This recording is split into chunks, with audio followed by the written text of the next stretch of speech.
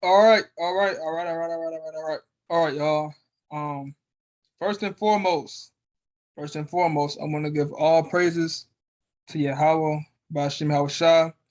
And I feel like this video is very, very important because of the fact that this is a topic that I rarely hear about, I rarely hear people speak on, and I feel like it needs to be addressed because of the fact that people don't understand how um certain things they do, certain things they do can cause their own demise, their own destruction between their own family, between their own marriages, between their own, bonds, friendships, camps, whatever it may be.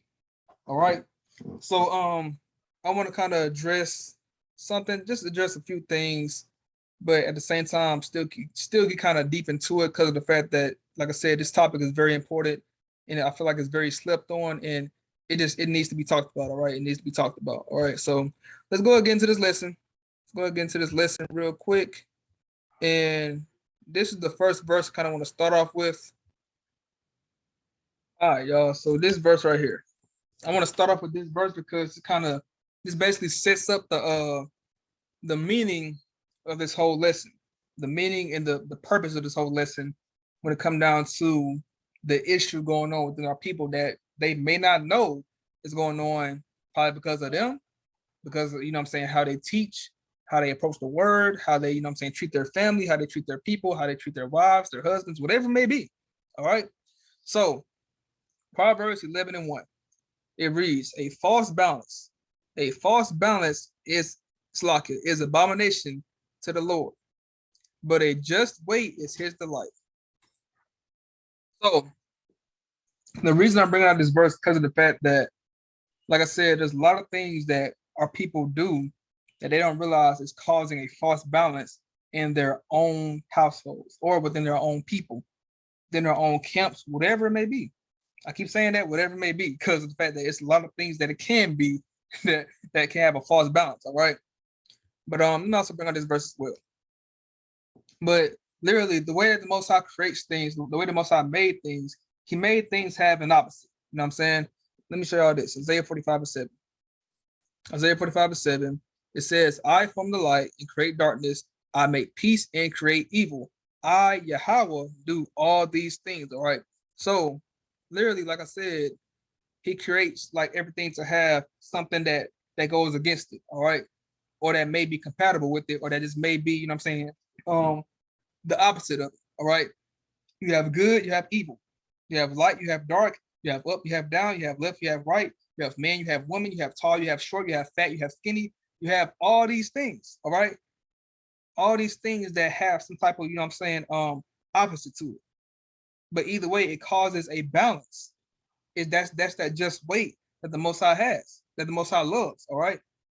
So if there was more evil on this earth than good, He wouldn't like that. If there was more good on this earth than evil, He wouldn't like that. It has to be balanced. It has to be a certain amount of good and a certain amount of evil for there to be a just weight. Okay. But the main issue I want to deal with is when it comes down to, respect, submission, modesty, like just a few of these things that goes on like within the households of Israelites or within the camps of Israelites, and just kind of expose it, not in a bad way, but at the same time, just kind of like, show people the issue, the underlying issue when it comes down to why certain things may not be going the way that it should be going. It's because of the fact that there's a false balance within the community, within the Israelites, within the camps, within the, the marriages, within the, the parenthood and the parents and the what you call it, the children. I'm going to show people why there's this false balance. All right. So the first thing I want to start off with is the husbands and the wives. All right. Or mainly the men. I want to specifically speak on the men and how a lot of the things that we do as men of this truth or men being in this truth, why there's a false balance. Because of course we can, address the issues going on, outside of, we can address the issues, Salakia, of the men that's not in this truth and why there's a false balance, within their households. But I want to speak specifically for the men in this truth because of the fact that they are the ones who should know how to lead, a family, how to lead a camp, how to lead, you know what I'm saying, a marriage, a relationship, whatever it may be. They should know how to lead because of the fact that they're in this truth, and they just we're already on the right path. All right. So I want to continue to help, you know what I'm saying, our men, including myself, because at the same time, I feel like this lesson was put on my heart to do it because I just seen it. I've seen, you know what I'm saying, too many instances where men are using their power and abusing their authority because of the fact that they're just men, they're masculine, and they feel like that you know, since we're stronger than women, that we can do whatever we can do whatever we want. They can't do nothing about it. But I wanna kind of like, you know, address that and just expose it to show the issue with that. All right. So let me start off with let me see. I'm gonna start off with Ephesians. I'm gonna start off with Ephesians 5. Ephesians 5, and I'm starting at verse 21. All right. So verse 21 deals with the whole submission argument. All right. Because a lot of men see it as, oh, the woman or the wives, they should submit to the men, and that's it. They should just do whatever we say. If they don't do that, then we're going to divorce them because they're not submitting. They're not, you know what I'm saying, being a Proverbs 31 woman, and they're just being whores, they're being hoes, and they're not doing what we're supposed to be.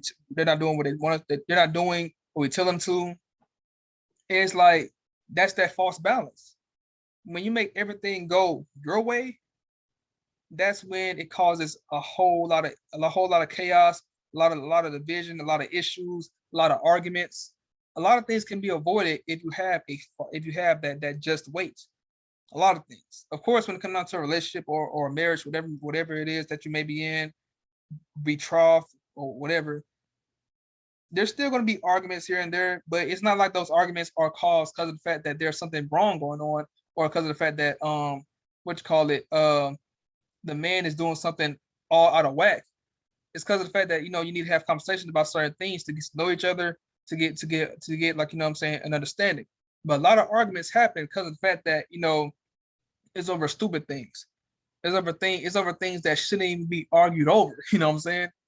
And that's the reason why I'm addressing this topic in this video, to help people understand where it's coming from or why it's happening, because of the fact that there's a false balance within the household or within the marriage, within the couples. All right. And I'm gonna even talk about the other end of the spectrum on how there can be a woman who try to have everything go her way. It goes both ways, literally. You know what I'm saying? But I want to address the men because of the fact that we are the head of the households. We are the head of you know what I'm saying, our people. We are the ones that, you know what I'm saying, our women and children look to for guidance, for instruction, for all that stuff. All right. So let me start at verse 21. Ephesians 5:21. It reads, submitting yourselves one to another in the fear of God. Submitting yourselves one to another in the fear of God. This verse right here shows you that submission goes both ways. We all have to submit to one another. If you're my brother, I submit to you. If you're my sister, I submit to you. You submit to me. If you're my cousin, if you're my uncle, if you're my niece, my nephew, my mom, my dad, if you're my wife, we all submit to each other. We all do. Have y'all not heard the golden rule? Treat people the way you want to be treated. It goes both ways, okay? And the fact that people, especially when it comes out to this whole, you know what I'm saying, submission topic, when it comes out to marriages, men try to have everything go their way. Oh, the wife's supposed to be a housewife. She's supposed to listen. And they make submission seem like prison. That's the issue. And that's the reason why a lot of our marriages within the, you know what I'm saying, the Israelite or black Hispanic and Native community, they don't flourish and they don't really, you know what I'm saying, prevail because of the fact that we make submission, a lot of our men make submission seem like prison, like it's hell. We already been through enough hell as it is as Israelites. So why are you adding more hell to the woman by forcing her to submit to you? Because of your understanding of certain verses, oh, a woman must be in silence, a woman must submit. Everything about how a woman must do this, a woman must do that. Of course, she is supposed to do that, but the fact that you take it and you abuse it, you abuse it to the point where it's just making the woman just all this messed up in the mind, messed up mentally, spiritually, and it's not helping her, you know what I'm saying, improve on herself. She may be trying to get into this truth, She may be trying to, like, you know what I'm saying, improve spiritually, but the fact that she's not doing it, why? Because she doesn't, her head is not in order himself. Everything that he teaches, everything that he learns is all messed up. And it's causing her to struggle. It's causing her to hurt and be in pain. So yes, a wife is supposed to submit to her husband, but you got to see the other end of the spectrum. What should the husband do? I'm gonna address that. All right. So verse 22, right? It says, "Wives, submit yourselves to your own husbands as unto the Lord." All right. So we all know that. We all heard this verse before. Why? Because it's been implanted in our brains that the wife's supposed to submit. All right. For the husband is the head of the wife. Okay. So like I said, we all know that. We all know that. Okay. But what about verse 25? Husbands, love your wives. Love your wives. It's showing you what the man and the woman are supposed to be doing equally. It's giving you both the commandments that's given to the man and the woman. But the main commandment given to everybody is that we submit ourselves to one another.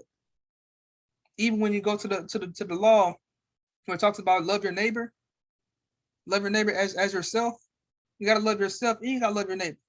Y'all both love each other.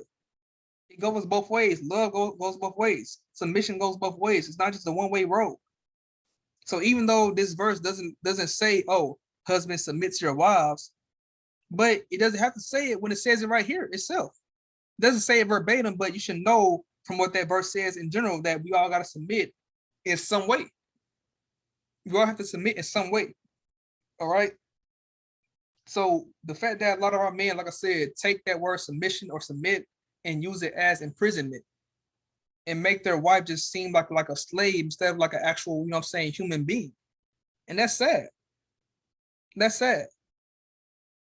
And let me also show you this. Modesty. Modesty, all right? Even modesty goes both ways. The man and the woman, we're both supposed to be modest, all right? So let me go to 1 Timothy 2:9. Like I said, we always hear the verses when it comes down to what a woman should do, all that stuff. And at the same, also, let me go and say this. I am not sitting here trying to push for women empowerment, trying to push for woman independence, trying to push for equal rights. I'm not trying to do all that.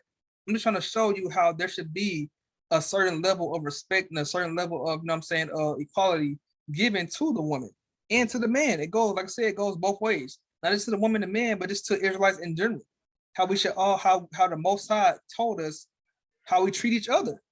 This is what the Most High said, not just me.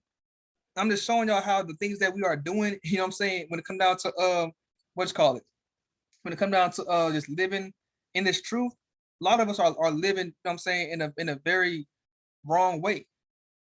We're not living according to the word. We're living according to how we think, you know what I'm saying, we should live, or in terms of how we interpret the word, all right? But let me start right here. Okay, so 1 Timothy 2:9, it says, "In like manner also the women adorn themselves in modest apparel." So we all know when it comes down to our women, of course, like they're a prized possession. Their bodies are very beautiful. The way that the Most High made their shape, they have a very beautiful shape, all that stuff like that. And some women can't control it when it comes down to wearing dresses. Some women can't even control the fact that their figure may be so, like, it may stick out so much to the point where their shape just shows in anything that they wear. You know what I'm saying? But it's up to the men to have self-control and avoid trying to look at just all these women in a sexual way. You know what I'm saying? But the whole point is, right, is that the woman, we all know the woman's supposed to dress modestly, all right? Have a dress on, make sure her fringes are on, make sure, you know what I'm saying, she's not trying to purpose show her body on purpose, show her figure and shape on purpose, you know what I'm saying? Because a lot of men may get, you know what I'm saying, very aroused by that. But at the same time though, the men also are supposed to dress modestly. Do people not know that there's a way that a man can dress modest? Like, there are ways that men can be modest as well. That word is not just, or that concept, this concept of modesty don't just apply to women. All right. So let's go to Exodus 28, verse 42. All right. It reads, "And thou shalt make them linen breeches to cover their nakedness. From the loins even unto the thighs they shall reach." All right. So when you go into this word breeches, it's talking about underwear. So click on that word. All right. breeches, H4370. Scroll down. Biblical usage, underwear, drawers, trousers. All right. And it says from concealing the private parts. All right. So the reason why it's in the law that the Levites, like Aaron and his sons, are supposed to wear these underwear, is because of the fact that we all know that men are private parts, like they can get exposed and they can just show out, you know what I'm saying, if you don't have it covered. When you're teaching the word, it's going to be a distraction if you have a man just up there with his thing all out, you know what I'm saying? So to be modest, you have to put on underwear. Nobody need to be up there seeing your thing. Nobody need to be trying to like hear you preach the word and your thing showing. That's not modest at all. That's not how you're supposed to approach preaching the word at all. All right. So in that with that being said, that's a way where a man can be modest. Okay. It goes both ways. It's not just like, oh, only women are supposed to be modest. Like, no, man should be modest as well.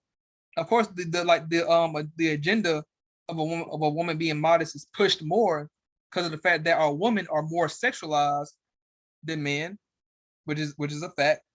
Because of the fact that women have more things on their body that can be, you know what I'm saying, sexualized, that can be exposed, and that can be used in a very perverted manner. All right. But at the same time, too, men, we still must cover ourselves up too. When you go to the beach, when you have your shirt all off, you know, if you have like a six-pack or abs, you're trying to show your body all off and everything, that's not modest. It's not modest for a man to go to the beach and have his you know what I'm saying, all his features showing, his abs, his muscles. That's not modest. All that stuff's supposed to be saved for your wife, not for everybody in the world to see. Same thing for a woman. When you go to the beach, you're supposed to have your butt all out. I don't care if you you know what I'm saying, going swimming, wearing a bikini or whatever it may be. Like, bro, that's not modest. I don't care what nobody says. It's not modest when you have your all your features showing, with your behind all out, with your stomach all out. That's not modest at all. And it goes both ways.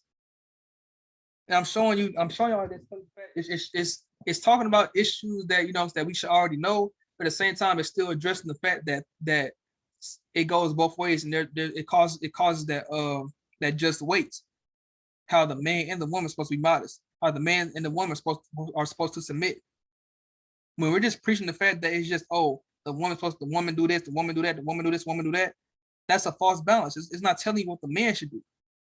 It's like, oh, we just tell the woman what they should do, and go based off the Bible what it says, but the man should already know. Like, no, like some men don't know.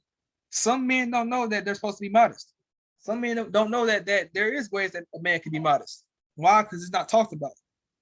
Why? Because of the fact that, once again, it's all about what the woman should do and controlling them, instead of showing you what the man should do and helping them understand how they have a certain role or play a certain role in being modest or submitting as well. All right. Now, with that being said, I'm gonna kind of go to the other end of the spectrum as well and talk about the woman. Okay. Like I said, there could also be a woman within a relationship, within a marriage, that tries to have everything go her way. It's like, oh, that happy wife, happy life mindset, that happy wife, happy life mindset. That's BS. Okay, that is BS. There's no reason why, you know what I'm saying, you should have a woman trying to have everything go her way, or, you know what I'm saying, trying to usurp authority over a man. We already know that that's against the Most High and His word. We already know that. But at the same time too, there are instances where the woman control everything. When you look in this world now, like, you literally see like Cardi B, Megan Thee Stallion, all these women, you know what I'm saying, like they literally rule everything. They rule everything. The music they make, and the message that they portray to the woman that listen to it. Like, literally, there was what's called it, the song that Megan Thee Stallion came out with like recently, talking about D don't run me, I run D. I'm just gonna like kind of like blurt it out, because I don't want, you know, I want to try to like avoid using as much cuss words or profane, nasty words as possible, you know what I'm saying, in my videos, because I know they made that, you know, YouTube can be kind of strict on what you say and what you do, you know what I'm saying? But we all should know that song, you know what I'm saying? How she's saying that D doesn't run her, she runs the D, all right? Basically the man's property, all right? She runs that. Basically how she has control over men, that's what she's saying. And that's that message that you know she's portraying out to the other woman, and that causes a false balance. How you have the woman trying to be so empowered to the point where it's like, oh, we're a woman, we have a JJ, and you know what I'm saying, we birth, we carry, you know what I'm saying, a child in our stomach for 9 months, which I commend them for that, because there's no other you know what I'm saying, people on the earth that could handle that pressure, that could handle that, you know what I'm saying, that task of holding a baby in their stomach. But at the same time though, when you take certain things like that and use it to your advantage and make it seem like that, oh, the reason why the reason, you know what I'm saying, or the reason why you should praise me or glorify me or put me on the pedestal, put me above you, is because I do this, because I do that, because we do this, because we have that, you know what I'm saying? And it's like, no, pushing for woman empowerment and pushing for like this feminism mindset, that's BS. That goes against the Most High in His word, all the way. So at the same time, I do, you know what I'm saying, have a love and respect for, you know what I'm saying, our Israelite women. But at the same time, we have to do better. It goes both ways with the man, making sure that what he's doing is aligned with the Most High in His word. The same thing with the woman, that she's being submissive and not trying to like usurp authority over the man. So if the man is doing his job as being the head and addressing things in a way where it's balanced, showing the woman that yes, she's supposed to submit, but at the same time too, he's going to reciprocate that same energy. He's not going to make everything just go his way. And at the same time too, I think there's a verse in the Bible talking about where it says how let's say if a man is to preach the word, right? If he preaches the word and he says something that may be wrong, the woman can address it to him in private, talk to him about it. That's showing you the power that's giving you the power, or showing you the power that a woman may have. A lot of men don't talk about that. I forgot what verse it was, but I think there's a verse that, like, if I could find it after the video, then I may you know what I'm saying, I'll bring it up for some other video maybe sooner or later. I don't know. But I know, like I said, there, I think I'm like 89.99. I don't know. It's like, I don't know what I'm trying to say, but I'm pretty sure there's a verse in the Bible saying how, like, the man, if he does say something wrong when he's preaching, the woman can address it to him in private and correct him. And it's sad that a lot of our people are not looking for correction. I'm gonna bring that up in a minute, towards the end of this lesson. But the whole point of, like, you know, the whole thing that we should have understood right now is that when it comes down to a relationship, a marriage, or this man and woman, the wife, the husband, everything goes both ways. Modesty, submission, love, respect, it goes both ways. And I'm gonna also show you how it goes both ways when it comes down to the parents and the children. I'm gonna deal with it all. I'm gonna deal with it, you know what I'm saying, in a very deep sense. We went to from our families, from our relationships, from our camps. I'm gonna address it in those ways, in that order, in that fashion. All right. Because of the fact that there's a lot of things going on, like I said, that causes a false balance that people may not know where, like, why it's happening, where it's coming from. They may not even see it themselves. All right. But let me I already addressed the, you know what I'm saying, the man, the woman, the husband, the wife. Now let me address the children and the parents. All right. The children and the parents. So Ephesians 6:1. All right. Ephesians 6:1. So we all know this verse. We all know it. When it comes down to our parents, we all heard it before, especially if you was raised in a Christian household. We've heard this many times. Children, obey your parents in the Lord, for this is right. Honor thy father and thy mother. We heard this so many times. Why? Because literally, like, that's the agenda that's been pushing our brains, that we're supposed to do that. That's the main thing we gotta do. Like, if we don't do that, then we're sinning. But once again, a lot of people don't look at it from the other end of the spectrum. They don't see that it goes both ways. Of course, we're supposed to give respect, and we're supposed to obey and honor our parents. But what are the parents supposed to do for us? What are the parents supposed to do for us? It causes a what? A just weight, or it gives you that just weight. There's a false balance when you're teaching only one part of the Bible, not teaching the other part. That's what Christians do. Christians do that all the time. When they come down to this word, they preach everything good, preach everything that they want to preach, but they don't talk about the other part. They don't talk about the bad and the ugly. They never talk about it. They rarely do. They don't talk about the judgment. They don't talk about, you know what I'm saying, how God doesn't love everybody. A lot of things that they don't talk about, you know what I'm saying, that causes people to gravitate towards their religion. You know what I'm saying? But the same thing is applied to our people. How it's always, the same verses over and over again. Children, obey your parents, but they never read verse 4, or they fail to even look at verse 4 and fail to even try to live out into practice verse 4. All right. So verse 4, it says, "And ye fathers, provoke not your children to wrath. Provoke not your children to wrath." Let me read this verse in like different translations. In the NLT, "Fathers, do not provoke your children to anger by the way you treat them." That's in the NLT. The NIV, "Fathers, do not exasperate your children." That's a big word. Let me see what that word means. Exasperate. Exasperate. That's a big word. See what it says. Exasperate. Irritate and frustrate someone intensely. Irritate and frustrate someone intensely. Look at these synonyms. Infuriate, incense, anger, annoy, irritate, madden, enrage, send into a rage, inflame, antagonize, provoke, irk, vex, gall, pique, try someone's patience, get on someone's nerves, make someone's blood boil, make someone's hackles rise. What is that? Make someone see red. Oh yeah, we all know what that means.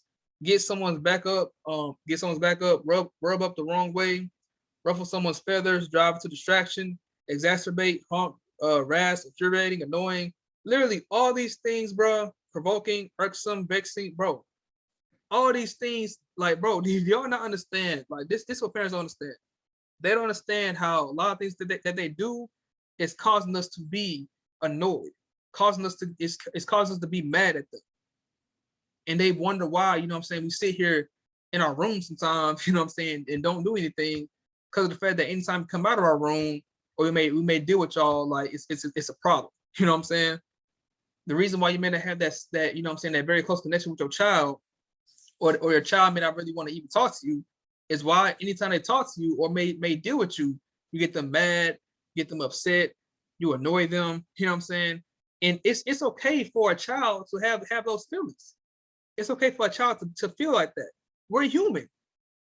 Do people like forget that children are human too? They got feelings. You know what I'm saying?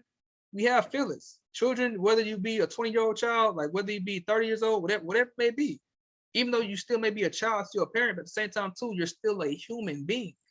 You have feelings. You have, you know what I'm saying, emotions. And the fact that a lot of parents fail to realize that, and they fail to, like, you know, take that into consideration.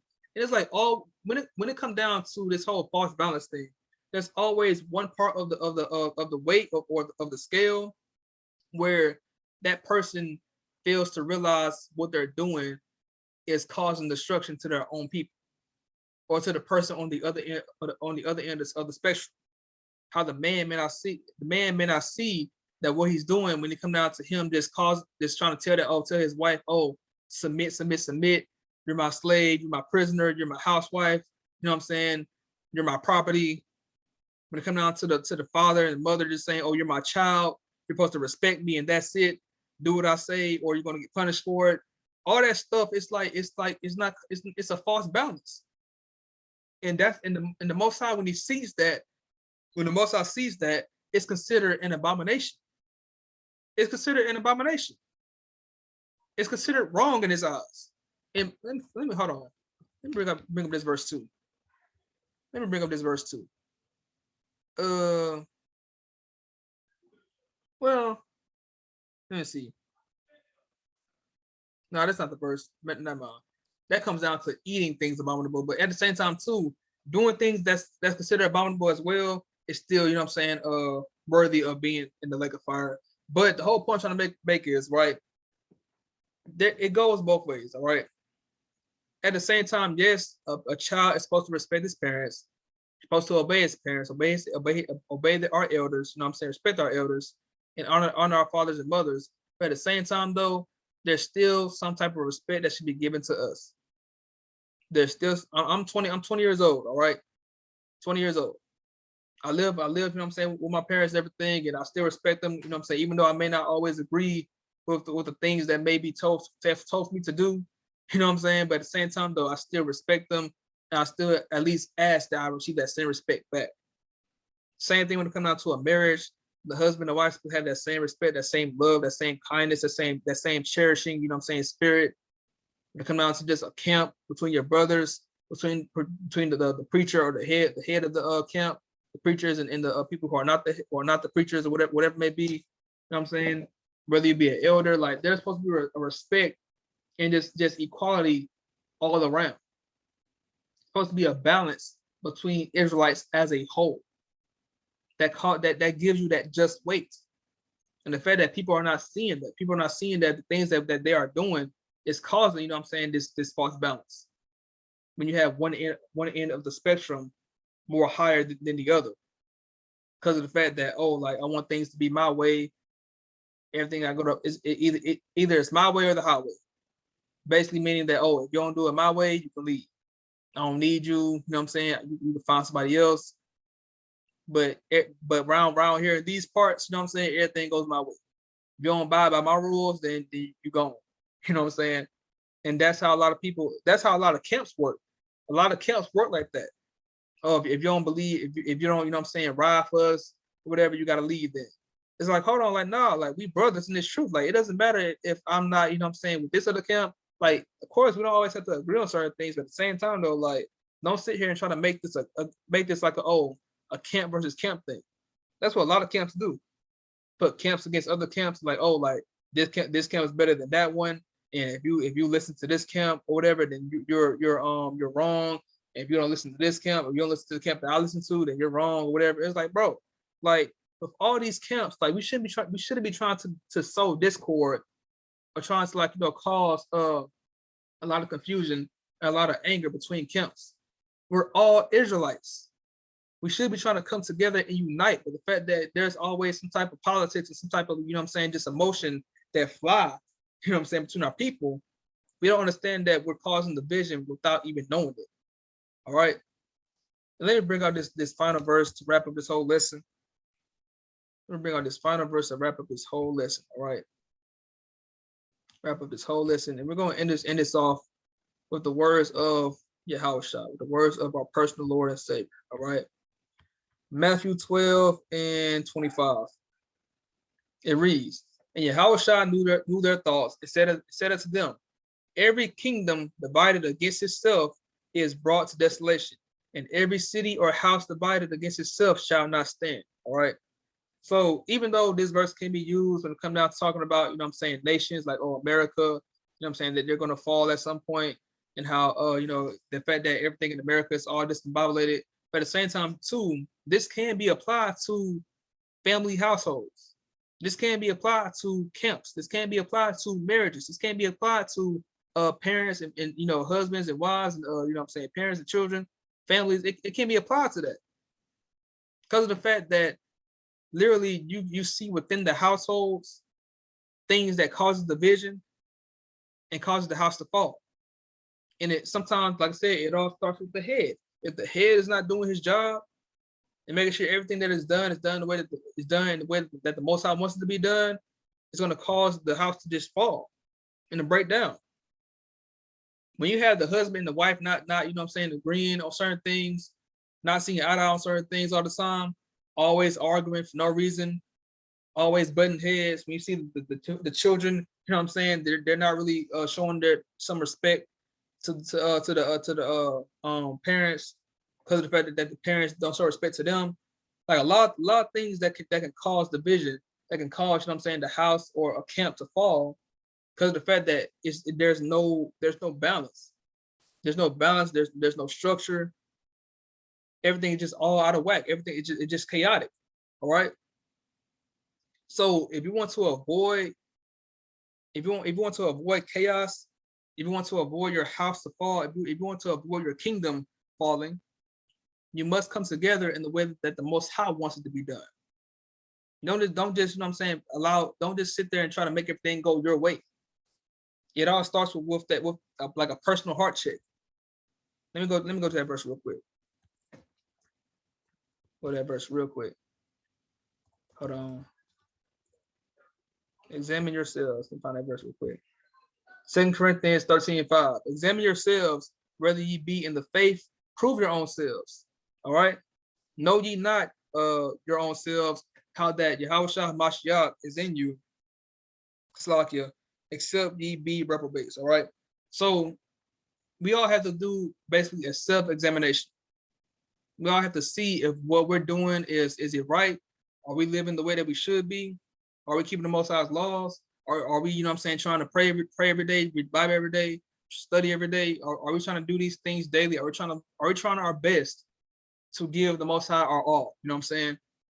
So if we have that self-examination, are we loving our family the way that we should?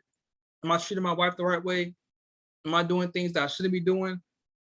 Little things that you can do to examine yourself first before you start, you know what I'm saying, showing that love and, you know, giving that, you know what I'm saying, that good, that positive energy to your family, to your wife, you know what I'm saying, to your children, to your camp, to your brothers. You got to make sure that you're right first before you just go out there and try to, you know what I'm saying, fix everybody else. All right. Fix yourself first. Examine yourself first. Don't try to sit there and try to judge everybody else if your life not in line. That's the main thing that's the problem with a lot of our people, that we're so, like I said, we're so like prone to trying to instruct everybody else, but we're not looking to be instructed ourselves. We're not looking to be corrected ourselves. Let me go to Proverbs 1:7. This is gonna be the last verse I'm gonna bring up. Proverbs 1:7. The fear of Yahweh is the beginning of knowledge, but fools despise wisdom and instruction. But fools despise wisdom and instruction. So when it comes down, I said it, I was about to say this before, but when it comes down to a woman, right? A woman, she can't correct her husband on certain things that he may preach if it's not right. And just, you can be corrected in general. Like if you're saying things that's not correct, if you're saying things that can be false or that can be proven wrong or that can be corrected, whatever it may be, and you're not looking to be, like, if you're not humble enough to at least listen from their point of view and understand what they're saying, instead you're just like, oh, well, no, that's wrong. What I said is right, because that's who I am. I'm always right. You're considered a fool in God's eyes, and you don't fear Yahweh. You do not fear Yahweh if you don't try to at least accept wisdom and instruction from somebody else. You got to be humble. You got to be. It all starts with humbling yourself first, and then once again, examining yourself, making sure that your heart is in the right place. Give yourself a heart check. Don't sit there try to like, you know, instruct everybody else when you're not living your life right either. Don't sit there and try to condemn everybody else if your life is not aligned. Of course, at the same time too, you can still address something, but don't be sitting there trying to, like, you know, make somebody feel bad about something if you're doing some of the same things as well. That verse where it talks about how you try to point out the log, or you try to point out the little twig in somebody's eye, but you have a whole log in your eye. You're over there trying to tell somebody, oh, like, why are you not what you call it, wearing your fringes? Why are you not keeping the Sabbath? Why are you not you know what I'm saying, praying? Why are you not doing this? Why are you not reading the Bible? You're over there committing adultery. You're over there cheating on your wife. You're over there, like, you know what I'm saying, sleeping with your brother's wife. You're sitting here trying to, you know, what you call it, condemn somebody to hell over little things that can be changed easily by just buying something. But you're doing something that's going to literally affect your whole lifestyle, your spirit. You know what I'm saying? So don't sit here and try to act like that you're just living all good and living all righteous. When there are certain things that you know you may be doing behind closed doors and nobody sees. like I said, this lesson can branch off into many different things. But the whole point I'm trying to make with this lesson is that we have to come together, and with us being the men, with us being the so-called head, we gotta make sure that things that we are doing is causing our people to be together, united, and get rid of this false balance. All right, get rid of this false balance. And I want to end this off by giving all praise to Yahweh Shema Shai. Hopefully, y'all understand. Y'all, you know what I'm saying, learn something from this video. Just kind of like wrap up this whole thing, summarize everything. Israelites, men, women, children, parents, elders, deacons, pastors, Levites, you know what I'm saying? Just Israelites, you know what I'm saying? Israelites, all right? We have to come together and unite, okay? We got to stop trying to cause division. We got to stop trying to, like, you know what I'm saying, do things, or we got to at least see the issues within our own people, within our own selves, you know what I'm saying? We got to see that some of the things that we are doing is causing a false balance. It's causing our own destruction. It's causing our own demise. And we don't even see it. We don't even see it. Probably because we're oblivious to it. Probably because we're blinded and we don't know, you know what I'm saying, that is being done.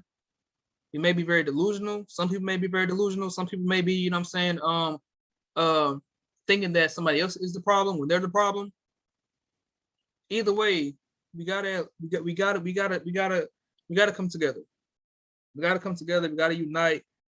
When it comes down to, especially when it comes down to, like, you know, the men, we gotta make sure that we're doing our job. All right. We are the ones that our women and children rely on. So if we're not doing our job as men, make sure that we're in line, spiritually, mentally, physically, all that stuff. When we make sure that we're in line and that we're set, that's when the whole household below you and everybody below you can be, you know what I'm saying, can follow suit. They'll be good as well. They'll be, you know what I'm saying, together, they'll be united as well. And that's when that just weight can exist. All right. You'll get rid of that false balance and we'll be all good. Okay. So I want to end this off once again by giving all praises to Yahweh, Shema Shai. Hopefully y'all got edified through the spirit. I love y'all. Until next video, until next lesson. Shalom.